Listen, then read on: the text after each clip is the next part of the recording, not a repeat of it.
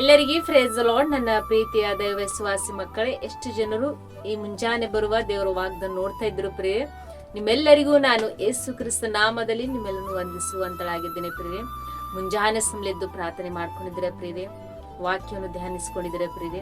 ಮುಂಜಾನೆ ಸಮಯದಲ್ಲಿ ದೇವರು ನಮಗೆ ಎಷ್ಟು ಒಳ್ಳೆ ಅದ್ಭುತ ರೀತಿಯಾಗಿ ದೇವರು ವಾಗ್ದಾನ ಮುಖಾಂತರವಾಗಿ ಮಾತಾಡ್ತಾ ಇರ್ತಾರೆ.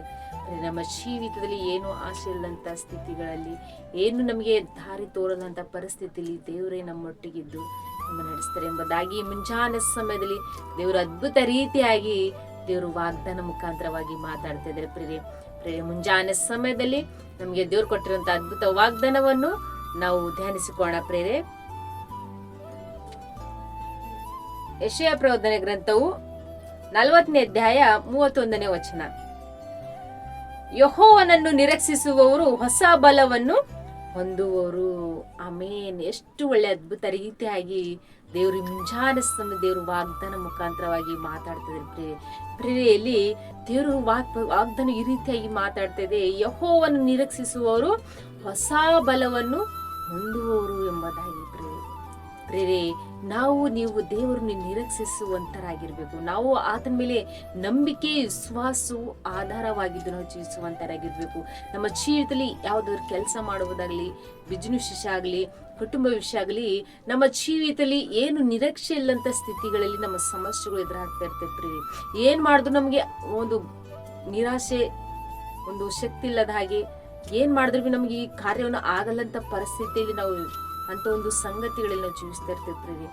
ಆದ್ರೆ ಮುಂಜಾನೆ ಸಮಯದಲ್ಲಿ ದೇವ್ರು ನಮಗೆ ಅದ್ಭುತ ರೀತಿಯಾಗಿ ವಾಗ್ದಾನ ಮುಖಾಂತರವಾಗಿ ಮಾತಾಡ್ತಿರ್ತೀವಿ. ದೇವರನ್ನು ನಿರೀಕ್ಷಿಸುವವರು ಹೊಸ ಬಲವನ್ನು ಹೊಂದುವಂತರಾಗಿರ್ತಾರಂತೆ ಪ್ರಿಯೆ. ನಾವೆಷ್ಟೇ ಬಲನತೆ ಸ್ಥಿತಿಯಲ್ಲಿ ನಾವು ಜೀವಿಸಿರ್ಬೋದು, ಎಷ್ಟೇ ನಾವು ದುಃಖಗಳಿಗೆ ನೋಡಿರ್ಬೋದು, ಎಷ್ಟೇ ನಮ್ಗೆ ಏನು ಆಸೆ ಇಲ್ಲಂತ ಸ್ಥಿತಿಗಳಲ್ಲಿ ನಾವು ನೋಡಿರ್ಬೋದು ಪ್ರಿಯೆ.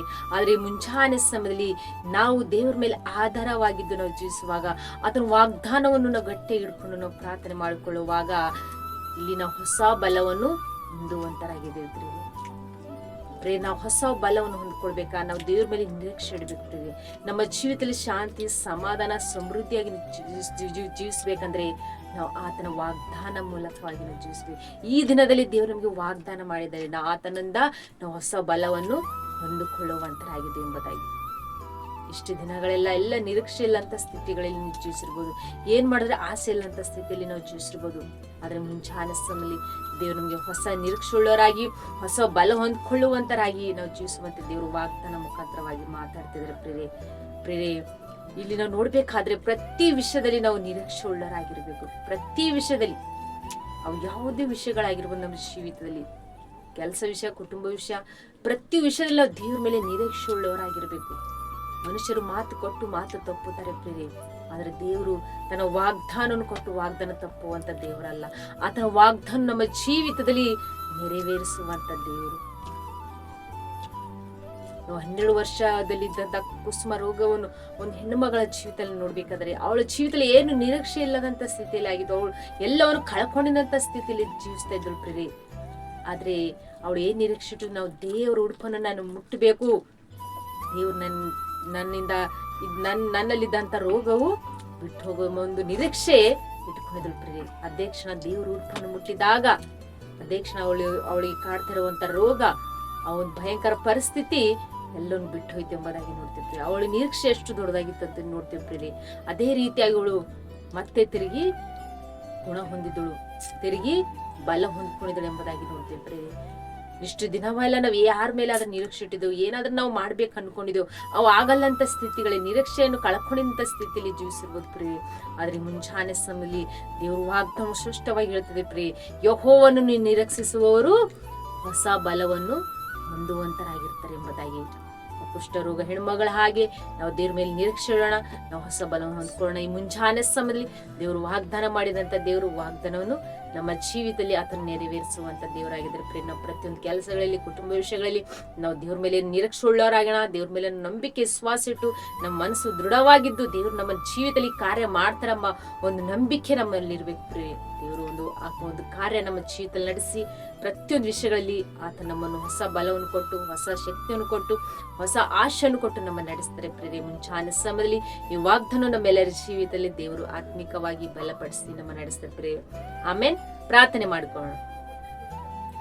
ಪರಿಶುದ್ಧನೇ ಪರಿಶುದ್ಧನೇ ಅಪ್ಪ ತಂದೆ, ಮುಂಜಾನೆ ತಂದೆ ಎಷ್ಟು ಜನರು ವಾಗ್ದಾನ ಕೇಳ್ತಿದಾರಪ್ಪ. ಈ ವಾಗ್ದಾನ ಅವರ ಜೀವಿತದಲ್ಲಿ ಆತ್ಮಿಕವಾಗಿ ತಂದೆ ಬಲಪಡಿಸ್ತಾರಪ್ಪ. ನಿಮ್ಗೆ ಸ್ತೋತ್ರ ತಂದೆ. ಎಷ್ಟು ಜನ ನಿರೀಕ್ಷೆ ಇಲ್ಲಂತ ಸ್ಥಿತಿ, ಏನು ಮಾಡಿದ್ರೆ ಅವ್ರಿಗೆ ಆಶೆಯನ್ನು ನಿರಾಸೆಗಿಂತ ಪರಿಸ್ಥಿತಿಲಿ ಇದರ ಪ್ರಭಾ, ಕುಟುಂಬ ವಿಷಯದಲ್ಲಿ, ಕೆಲಸ ವಿಷಯದಲ್ಲಿ, ಅವ್ರು ಹೋಗುವಾಗಲೂ ಬರುವಾಗಲೂ ಅವ್ರು ಮಾಡುವ ಪ್ರತಿ ವಿಷಯಗಳಲ್ಲಿ ತಂದೆ ಅವರೆಲ್ಲವನ್ನು ಕಳ್ಕೊಂಡಿದ್ದ ಸ್ಥಿತಿಲಿ ಎಷ್ಟು ಜನ ದುಃಖದಲ್ಲಿದ್ದಾರೆ ಪ್ರಭಾ.